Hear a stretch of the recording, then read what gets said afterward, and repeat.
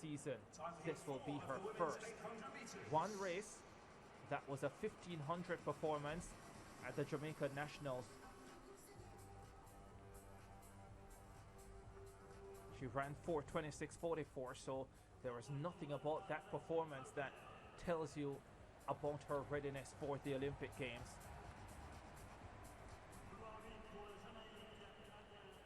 There is Adelle Tracey, was in the World Championship final last year. Nia Akins, the 26-year-old American. U.S. trials winner. Can't forget that Athing Moore fell in that race, the defending Olympic champion, and she's not here. Keely Hodgkinson.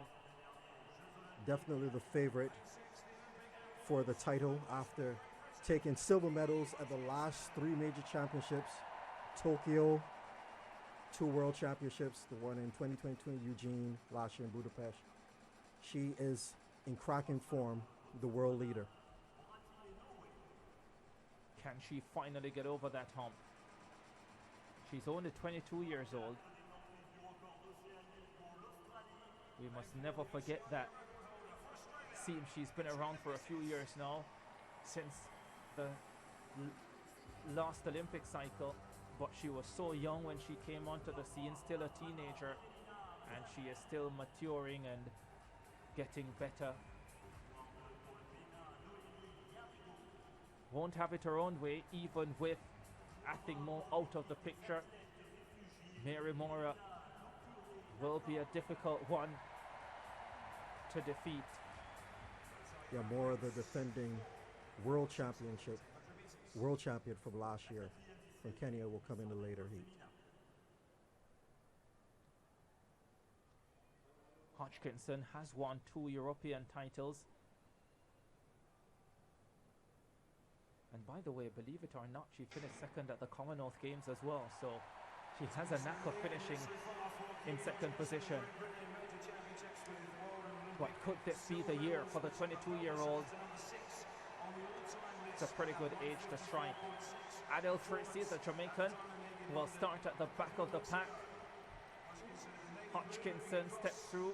Nia Akins, the US champion, in the mix as well. Akins goes right to the front, with Hodgkinson sitting in third position.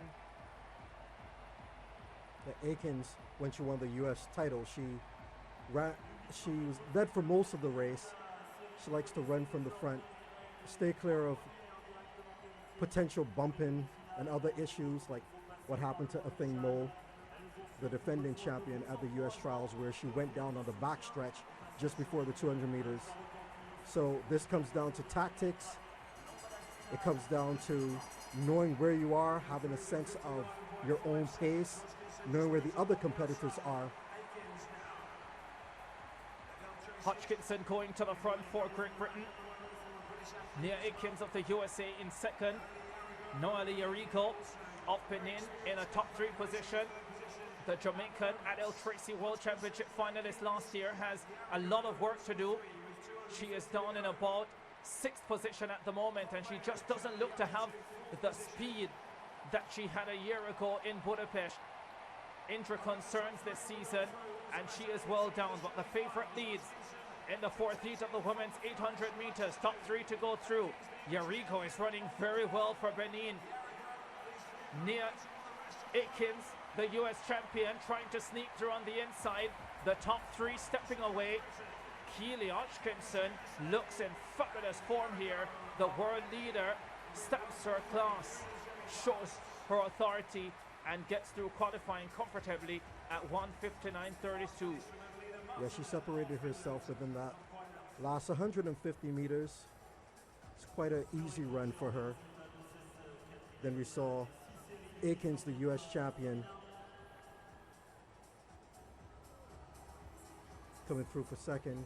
Yarigo taking third. Tracey just didn't look like if she had it. But as you were talking about injury concerns, the one thing for her is that she will now have the repertoire. So we will see. Maybe that 1,500 meter strength will come to her advantage. But you can see from very early on, she just did not have that speed. And the 800 meters, how it's become for the women, now they're running a minute 58 second, a minute 57 seconds. And that's extremely fast compared to what it used to be. So when you're going at this type of pace, if you haven't been training and haven't been competing next to it, you will fall off the pace from very early on, which is what we saw from her. Here we see Hodgkinson leading, just stepping away quite easily. Urigo working a bit harder. Aikens looking under control. There's a little bit of bumping between the two of them as they come right to the line. Top three through. The rest will go to the repechage. 1:59.31 for Hodgkinson. Aikens 1:59.67. Urigo 1:59.68.